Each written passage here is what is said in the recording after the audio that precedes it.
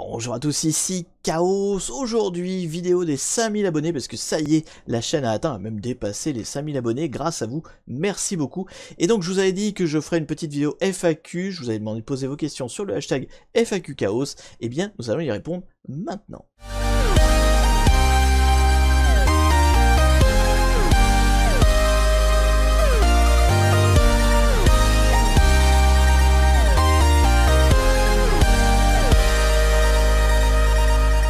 Déjà, vous aurez remarqué, vidéo sans casquette pour fêter ça. C'est mon petit cadeau à vous, je sais. C'est nul comme cadeau, mais c'est mon cadeau. Alors, première question, c'est parti. Pourquoi le hiking et depuis quand?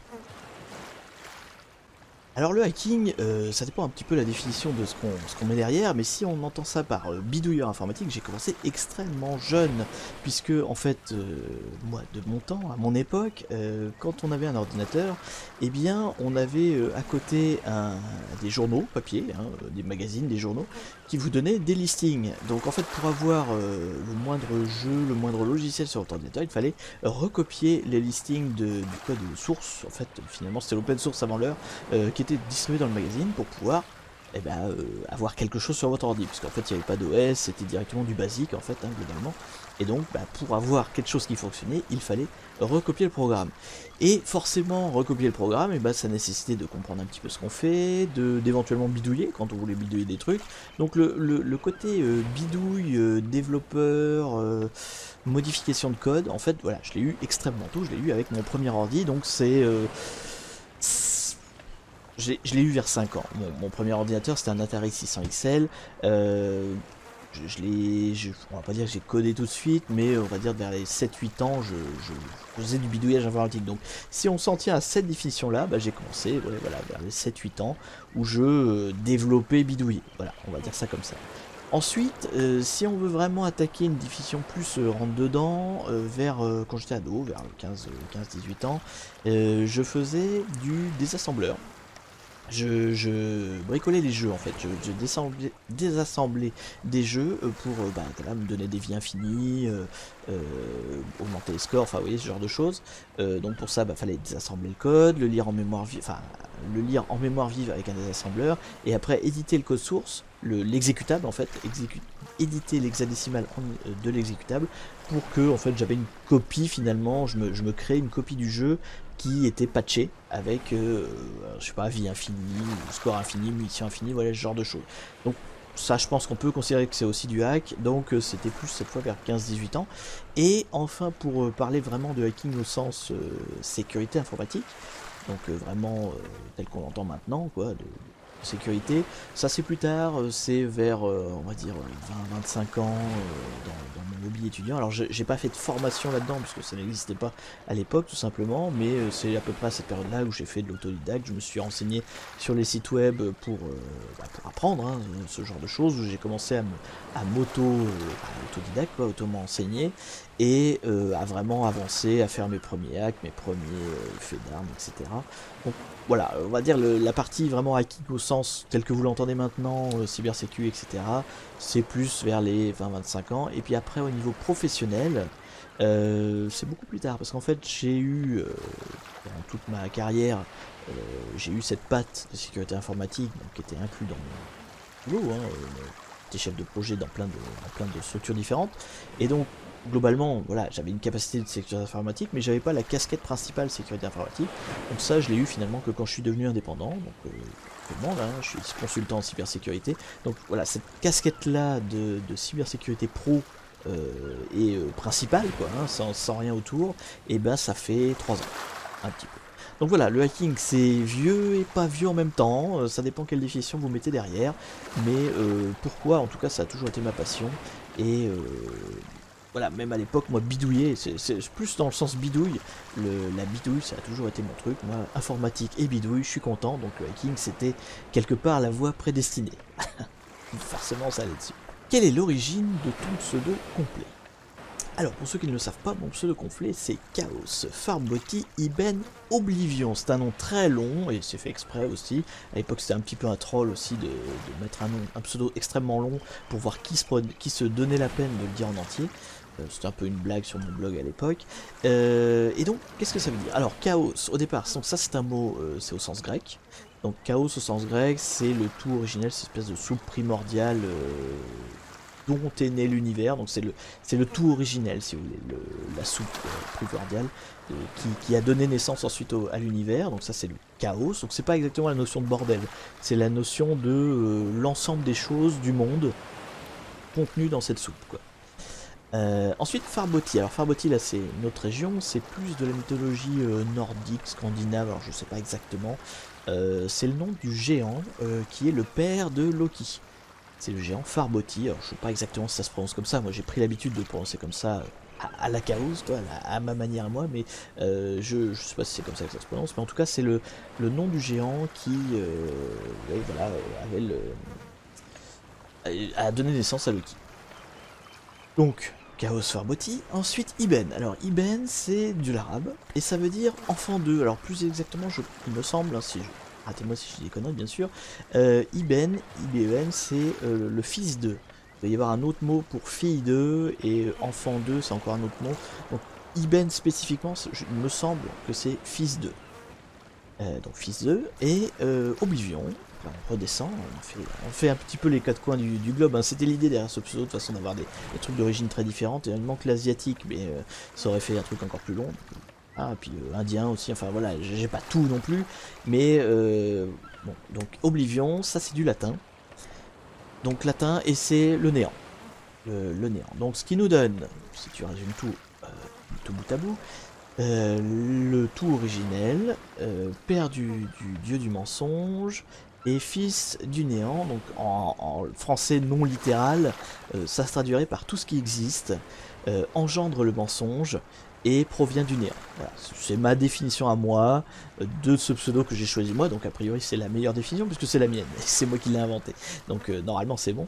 Et donc, voilà, c'est ce que veut dire mon pseudo. Alors d'où il vient, bah, c'est moi qui l'ai inventé, de toutes pièces. À un moment donné je me suis dit il faut que j'ai un pseudo sur internet, voilà. Et c'est là que j'ai commencé à rechercher un pseudo. Je voulais un truc qui soit un petit peu sympa, un petit peu intelligent, un peu classe aussi. Donc, et puis j'aimais bien la longueur pour faire le troll à l'époque. Maintenant vous pouvez m'appeler jusqu'à haut, ça me va très bien et j'adore. Je sais que j'en ai eu quelques-uns déjà. Bon, c'est pas pour autant que je vais vous donner mon adresse, mais j'adore recevoir du courrier papier au nom de Chaos Farboti Ben Oblivion. Le facteur me le livre, il n'y a pas de problème. Et j'aime ça. J'ai reçu quelques cartes postales, je trouve ça super sympa. Donc j'aime ce pseudo, c'est normal, je me le suis choisi et je l'aime beaucoup. Donc voilà. Ton top 5 de blogs que tu regardes de près. Alors, je vais pas trop pouvoir répondre à cette question-là parce qu'en fait, je ne regarde pas de blog au sens vraiment, je suis pas abonné à des blogs. Il y a pas des titres que je regarde spécifiquement. Je sais pas, genre Next Impact ou des choses comme ça ou ZNet. Je les regarde pas vraiment plus que ça. En fait, moi, mon actu, enfin, ma source d'information, c'est essentiellement et principalement les réseaux sociaux. Donc en fait, je suis abonné à un certain nombre de personnalités de la cybersécurité, personnalité ou pas d'ailleurs, mais en tout cas des gens qui parlent de domaines qui m'intéressent. D'ailleurs, il n'y a pas que de la cybersécurité, ma TL, ma tweetlist est extrêmement variée, contient beaucoup de monde, et donc en général mes sources d'informations viennent de là. Après, bien évidemment, je les compare quand j'ai besoin d'une vérification, je vais aller les vérifier, mais en soi, c'est les réseaux sociaux qui m'apportent l'information, plus que moi qui consulte un blog de manière régulière pour le lire, quoi. Donc j'ai pas de blog attitré de sources d'information. Après, je lis des blogs, forcément j'en lis si vous voulez. Quand j'ai une source d'information et il y a quelque chose qui m'intéresse, ou quand j'ai un ami qui écrit un billet sur un blog, je vais le lire. Mais j'ai pas un top de blogs que je regarde tous les matins en me disant allez, qu'est-ce qui se passe dans ces blogs, quoi. Voilà. C'est pas comme ça que je fonctionne. Moi, je suis vraiment principalement orienté réseaux sociaux, donc Twitter principalement, Mastodon aussi, mais enfin voilà, c'est mes deux sources principales. Facebook nettement moins, mais je suis dessus aussi. Mais enfin voilà, tous les réseaux sociaux, c'est de là que me viennent l'information, donc c'est pas tant des blogs que je suis que des personnes. Alors en termes de cybersécurité hacking, si on veut donner quelques noms, qu'est-ce qu'il y a? Il y a Troy Hunt par exemple que je suis donc sur internet. Troy Hunt donc qui donne pas mal de formation, de vulgarisation. D'ailleurs, il a un blog aussi, je crois. Mais vous voyez, je vais pas suivre son blog directement, je suis son actualité et puis de ce qu'il raconte, de ce qu'il parle dans le monde. Donc Troy Hunt, Jason Street aussi, d'ailleurs qui avait donné pas mal de conférences un peu partout, au Defcon, aux choses comme ça, donc j'aime bien aussi ce qu'il raconte. Scott Helm qui parle plus des CSP Policies, donc qui est une des manières de sécuriser un site web. Il m'intéresse beaucoup, c'est un truc un peu nouveau, donc c'est un truc sympa qui m'intéresse, donc c'est un sujet qui m'intéresse. Donc Scott Helm que je suis ces temps-ci. Sinon, bah si, le plus connu, le plus célèbre compte, c'est Swift on Security. Donc Swift on Security, c'est un compte qui parle de sécurité informatique, mais en jouant le personnage de Taylor Swift. Voilà. Donc je sais pas à quel point, enfin je sais pas si la personne derrière est d'ailleurs un homme ou une femme, mais l'idée c'est de dire, voilà, c'est comme si c'était un compte tenu par Taylor Swift, qui fait de la cybersécurité. Alors c'est un petit peu moins vrai maintenant, il fait moins de, enfin Will, je sais pas, joue moins sur le côté Taylor Swift, mais ça cause toujours cybersécurité, et c'est un compte extrêmement suivi, je pense que vous connaissez sûrement. Je l'aime bien ce compte là parce qu'il n'est pas très sérieux en fait, c'est-à-dire qu'il donne des vraies infos, hein, c'est complètement honnête et sérieux et vérifié, mais il y a aussi beaucoup de déconnes, il y a du troll, il y a des mèmes, enfin voilà, elle parle de tout, quoi. Elle parle de son quotidien, donc ça ressemble pas mal à ce que je fais moi, ou bah, mon compte Twitter, hein, ou Mastodon, suivant où vous me suivez, vous vous rendrez bien vite compte que ça mélange un peu tout et n'importe quoi, et que ça ne parle pas que de sécurité informatique. C'est le style que j'aime bien, donc forcément c'est le style que je suis aussi. Après il y en a sûrement des tas d'autres. Vous remarquerez que c'est surtout des anglophones, américains d'ailleurs principalement, mais anglophones en général, parce que j'aime bien avoir mes infos de bonne heure en fait. Je préfère suivre des gens ailleurs, parce que souvent l'actu vient d'ailleurs, et en général je suis informé peut-être 1-2 semaines avant la presse française, donc j'aime bien avoir l'info en avance. Bon, des fois c'est que quelques jours, quelques heures, mais au moins j'ai l'info en avance et moi j'aime bien être informé en temps et en heure. Donc voilà. Voilà pour les principaux. Alors si vraiment, parce que vous ne voulez pas suivre sur Twitter ou sur Mastodon, enfin vous n'avez pas envie d'utiliser les réseaux sociaux, il y a un site que je consulte beaucoup, qui s'appelle Hacker News. Je ne porte pas très bien son nom. Donc Hacker News, je vais vous mettre le lien dans la description. Ou sur incrustation plutôt. Donc c'est en fait un agrégateur, c'est-à-dire que c'est des gens qui vont soumettre leur article, et soumettre des articles d'ailleurs, pas forcément le leur, et les autres vont le noter en fonction de la pertinence. Vous voyez, c'est un genre de Reddit si vous voulez, mais consacré à de la news.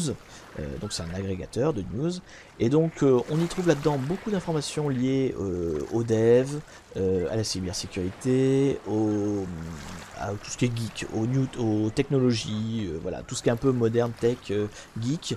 Vous allez trouver des articles là-dedans, et c'est souvent des articles sélectionnés très intéressants, moi je trouve. Il y a pas mal de sujets sympas. Alors après c'est pas toujours mon domaine, donc je relaye pas tout évidemment, mais il y a souvent des sujets très pointu, très intéressant, et des fois des trucs un peu divertissants, quoi. Il n'y a pas que du pur cybersécurité, c'est pas le sujet principal, hein. Donc en fait c'est pour ça que je vous dis, il porte assez mal son nom. C'est pas Hacker News qui devrait s'appeler, c'est Tech News, quoi, si vous voulez. C'est le monde de la technologie, ça cause Silicon Valley, ça cause un peu de tout d'ailleurs, et c'est très intéressant. Donc c'est plutôt ce site là finalement que je vais consulter quand je veux vraiment moi aller chercher de l'information, plutôt qu'un blog en particulier. Après l'agrégateur va me ramener sur des blogs, et c'est souvent les mêmes. Je retombe souvent sur les mêmes blogs en fait, mais je note pas spécifiquement l'adresse du blog, et c'est pas le blog qui m'intéresse. Quelle est l'adresse de mon Discord? Alors ça, c'est une question qui revient sans cesse. Je sais même pas si là elle était spécifiquement avec le hashtag, mais je l'ai mis parce qu'il fallait, il fallait en parler. C'est une question que tout le monde me pose. Alors il y a un an, je vous aurais dit que ça valait pas le coup parce que mon Discord, il n'avait aucun intérêt. Je suis moins catégorique, j'aime beaucoup ma communauté Discord actuelle. Il y a plein de gens bien, il y a vraiment tous les niveaux, il y a du très débutant, du très pointu, et puis il y a beaucoup d'entraide. Donc j'aime énormément ma communauté Discord, je ne l'en dis pas assez, donc encore à vous, merci beaucoup. Donc je peux comprendre que vous vouliez accéder à mon Discord, sauf que je n'ai pas l'intention de le rendre full public, parce que j'ai pas envie de faire de la modération, ça m'intéresse pas. J'ai pas envie de nommer des modérateurs, j'ai pas envie de m'occuper de ce genre de trucs, je l'ai fait, hein. J'ai déjà été modérateur de forum, je sais faire, mais ça me gonfle. J'ai pas envie de passer mon temps là-dessus, ou à résoudre des dramas, ou vous voyez, ce genre de choses, quoi. Ça m'intéresse pas. Donc j'essaie d'avoir une communauté qui n'est pas ouverte à tous les vents, qui est un petit peu restreinte, un petit peu léger, hein. Il y a une petite sélection au sens où j'essaie que seuls les gens vraiment intéressés viennent, quoi. Voilà. Qui ont envie d'apprendre sur le sujet. Après, ça n'empêche pas de venir discuter de n'importe quoi. Et donc pour y accéder, normalement, il n'y a qu'une seule méthode. Donc vous pouvez le demander n'importe où dans les commentaires, dans les réseaux sociaux, etc. Il y a la seule et unique méthode pour avoir mon Discord, elle est simple. Il suffit d'assister au live. Donc mes lives, c'est tous les dimanches à 17 h, quel que soit le sujet du live, quelle que soit la thématique que j'aborde, il y aura toujours le lien du Discord qui va popper un moment dans le chat, et si vous êtes impatient, vous pouvez même taper la commande ! Discord, et vous l'aurez directement. Voilà, même pour les impatients, vous pouvez y aller. Donc il suffit d'aller sur le live, pendant le live, au moment du live, et vous aurez le Discord qui apparaît, qui vient, vous aurez l'URL. C'est des invitations temporaires, c'est-à-dire que quand vous regardez par exemple le replay, l'invitation, si vous la voyez défiler dans le chat, elle est déjà périmée, donc c'est pas la peine de la recopier, ça sert à rien. Donc c'est comme ça qu'il faut faire, ça permet de, pour moi, de sélectionner un petit peu, de dire voilà, il y a vraiment que les gens très intéressés qui viennent dans les lives, qui veulent en savoir plus, etc., qui s'inscrivent sur Discord, donc ça me permet de sélectionner. Après, je peux comprendre que tout le monde n'a pas le temps d'être disponible le dimanche à 17 h, surtout que c'est un créneau fixe, je change jamais, donc peut-être que ce créneau-là, il est foutu pour vous, vous pourrez jamais y aller, c'est possible, c'est possible. Alors, ce que je vous propose, là, pour la FAQ, pour, je sais pas, fêter les 5000 abonnés, on va se faire un petit plaisir, c'est un cadeau que je vous fais, je sais pas si c'est un super cadeau, enfin voilà, je vous le fais. Je vais mettre dans la description, donc pas en station, dans la description, il va falloir aller la lire, je sais que vous les lisez jamais, mais là il va falloir aller la lire. Donc dans la description de ma vidéo, je vais mettre le lien, je vais mettre un lien d'invitation Discord, qui sera valable, allez, je vais mettre 10 fois, voilà. Donc les 10 premiers qui vont cliquer dessus, vous aurez l'invitation pour accéder au Discord. Voilà, j'en mets 10, c'est déjà pas mal. Vu l'audience de mes vidéos, pour l'instant, c'est pas peine de faire plus. On le refera peut-être une autre fois, hein, mais voilà, pour l'instant, on va faire ça. Peut-être que ça va faire diminuer les commentaires des gens qui me demandent sans arrêt, mais ton Discord. Et bien voilà, vous l'avez dans la description. Si vous êtes dans les 10 premiers, vous avez de la chance, vous l'avez. Sinon, bah, il faudra venir pendant les lives. C'est pendant les lives qu'il faut venir pour avoir le lien du Discord pas périmé. Libre à vous de le faire ou de ne pas faire, mais c'est plus la peine de le demander dans les commentaires, je ne les donne plus dans les commentaires. Je l'ai fait un peu au début, mais je le fais plus. Donc voilà, il faut aller sur les lives, venez sur les lives, c'est bien, on s'amuse. Est-ce que tu as passé l'OSCP? Alors l'OSCP, c'est une certification qui s'appelle donc l'Offensive Security Certified Professional. Donc c'est la certification sécurité informatique.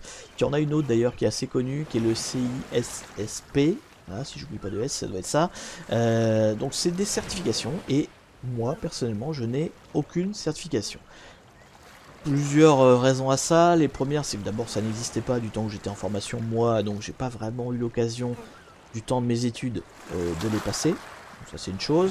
Une fois que j'étais dans le monde de l'entreprise, c'est pareil, mon employeur aurait pu me les payer, bon ça s'est pas fait, ça n'a pas été l'occasion de le faire, donc on l'a pas fait non plus. J'en ai passé d'autres, hein, mais j'ai pas passé des trucs spécifiques sécurité, d'abord parce qu'il y en avait peu, qu'ils étaient chers, enfin voilà, c'était pas forcément mon métier principal, donc ça avait pas forcément d'intérêt pour mon employeur, hein, il connaissait mes compétences, il n'y avait pas besoin de les certifier si vous voulez.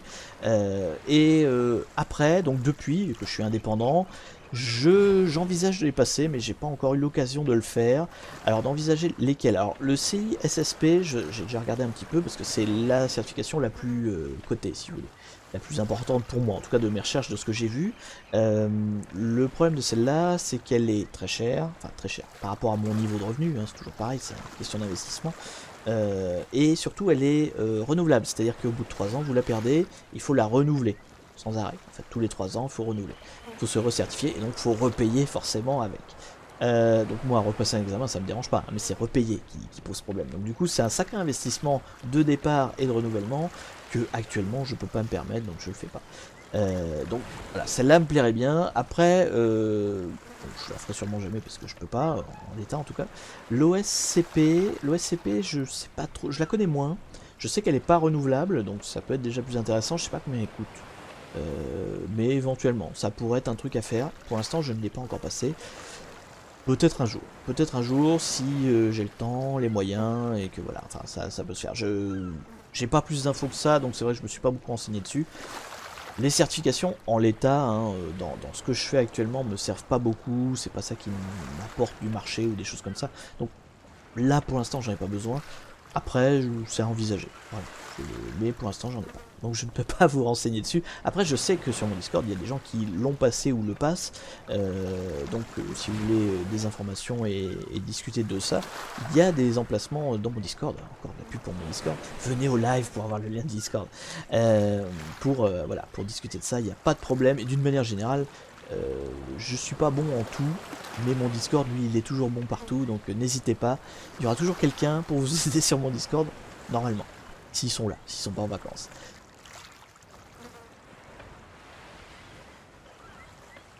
Et bah c'est tout pour les questions. Alors qu'est-ce que j'avais d'autre à vous raconter au niveau des sujets à venir, de l'activité de ma chaîne. Donc là on a passé 5000 abonnés, c'est super bien. Le prochain palier, ce serait théoriquement les 10 000. Alors, c'est très empirique, mais je crois deviner qu'à partir de 10 000, YouTube commence à... enfin, pas YouTube, mais comment on appelle ça, les partenariats, les choses comme ça, voilà, tout ce qui est sponsor, PSP, tout ça, commence à s'intéresser à toi que quand tu as environ 10 000 abonnés. C'est ce que j'ai cru comprendre, je peux me tromper. Donc, je dirais que c'est le prochain palier, j'y suis pas encore, j'en suis très loin. Si vous avez envie de m'aider, n'hésitez pas, hein, abonnement, mettez la cloche, pouce bleu, tout ça, enfin les classiques YouTube, abonnez-vous, quoi, hein, voilà. Parlez de moi autour de vous si mon contenu vous intéresse, hein, si vous trouvez que ça vaut le coup. Moi je suis super partant pour atteindre ce palier de 10 000, parce que voilà, je vous dis, si ça débloque des OPSP, des choses comme ça m'intéresse, parce que bon, faut dire ce qui est, il faut à un moment donné que j'en gagne quand même, que je gagne ma vie avec ça, ce qui n'est pas du tout le cas actuellement, hein. Heureusement j'ai mon activité à côté, sinon je ne gagnerais pas ma vie. Mais donc si vous n'avez pas forcément les moyens de donner sur le Tipeee, n'hésitez pas à propager la chaîne. Je dis plus de visibilité, peut-être plus d'opérations au PSP. Pour vous donner un exemple, il n'y a pas si longtemps que ça, je me suis amusé avec un Raspberry Pi, là, le 4, là, la dernière génération, donc je m'en achète un pour jouer avec, pour faire ma domotique dessus, donc j'en ai parlé sur Twitter, j'ai un petit peu détaillé ce que je faisais, et en même temps, du coup, tous les autres gros youtubeurs français m'ont répondu en disant « Ah bah oui, toi aussi, t'as eu l'OPSP et tout, machin ». Alors apparemment, eux, ils l'ont tous eu gratuit, moi je l'ai payé. Voilà, donc du coup, moi quand j'en parle, je suis honnête, hein, je suis neutre, mais enfin j'ai pas fait de vidéo dessus, mais j'en ai parlé sur Twitter, donc je suis neutre, mais bon, j'aimerais bien qu'on m'offre des trucs aussi. Moi aussi j'ai envie de goûter à la gloire et à la famous et tout ça. Bon bref, mais en tout cas, prochain palier peut-être, 10 000, ce serait pas mal, si on peut l'atteindre ce serait cool, mais en tout cas 5 000 c'est déjà énorme, franchement, je pensais pas qu'on les atteindrait un jour. Donc, parce que je sais pas si vous le savez, mais ma chaîne YouTube est extrêmement vieille. Elle a 15 ans, 16 ans, je ne sais plus. Elle est très vieille. Bon, après, évidemment, au début, je ne faisais pas du tout de contenu dessus, c'était très sporadique, donc ça compte pas. Mais bah, elle commence à être un peu vieille, ma chaîne, et bon, j'aimerais bien qu'elle décolle. C'est normal, on essaie de plaire et de suffisamment pour que ça devienne une chaîne importante. Voilà. Donc voilà pour l'actu au niveau de la chaîne YouTube. Au niveau de Twitch, bon, rien de spécifique, donc toujours les lives. Les lives toutes les semaines, dimanche 17 h pour ceux qui ne le sauraient pas encore. Donc une semaine c'est du hacking, l'autre semaine c'est des débats philosophiques, éthiques, sur base de gaming. On joue un jeu mais on débat d'autres choses autour. Voilà pour l'actu Twitch. Et sinon, alors si par contre, petite preview, petit teasing, je suis en train de lancer les bases, d'écrire les premières bases pour un KFI Fan 3. KFI Fan 3, pour ceux qui ne le savent pas, ce sont les... Enfin, KFI Fan tout court, ce sont les catch flags que je fais moi-même. parce que résous les catch flag d'autres personnes hein, que je trouve sur Volnub ou Actbox, mais j'en ai aussi créé, fabriqué quelques-uns moi, donc j'en ai fabriqué 2 hein, jusqu'ici, donc c'est Kaifiophane 1, Kaifiophane 2 qui sont dispo sur Volnub d'ailleurs, et donc là je suis en train de préparer le 3e et dernier volet de cette trilogie, car c'en est une, pour vous la mettre à disposition. Il n'y aurait pas eu le Covid, donc vous l'auriez déjà en fait, hein, c'était prévu pour cet été, mais clairement j'ai pas eu le temps de le faire. J'ai déjà, donc là ce sera peut-être, je sais pas, décembre, Noël, peut-être la fin de l'année, si tout va bien.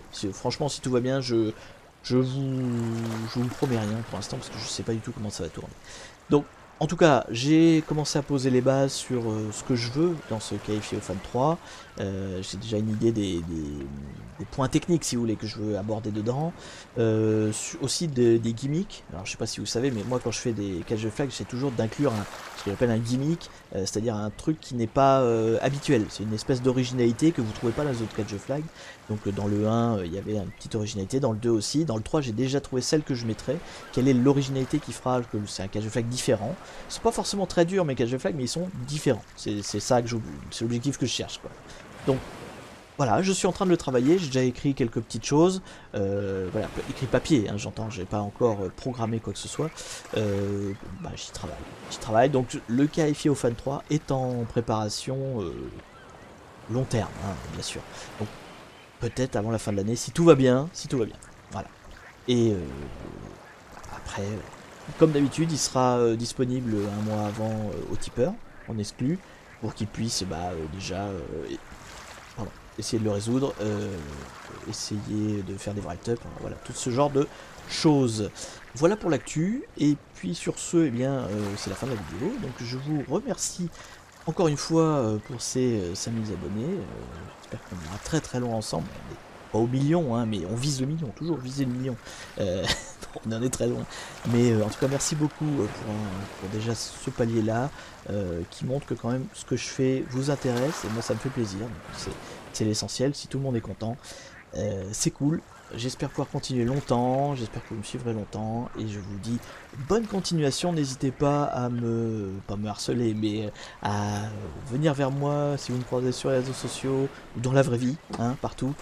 J'essaie d'être toujours dispo pour répondre aux questions des débutants, hein, parce que c'est ça, c'est ce que j'essaie d'apporter comme contenu pour les débutants. Et puis à plus d'embus comme disait l'autre, mais sinon à plus sur Twitter, sur YouTube, sur Twitch, sur Mastodon, sur partout, je suis partout. Allez, passez une bonne journée, semaine, vacances, tout ce que vous voulez. À la prochaine. Salut!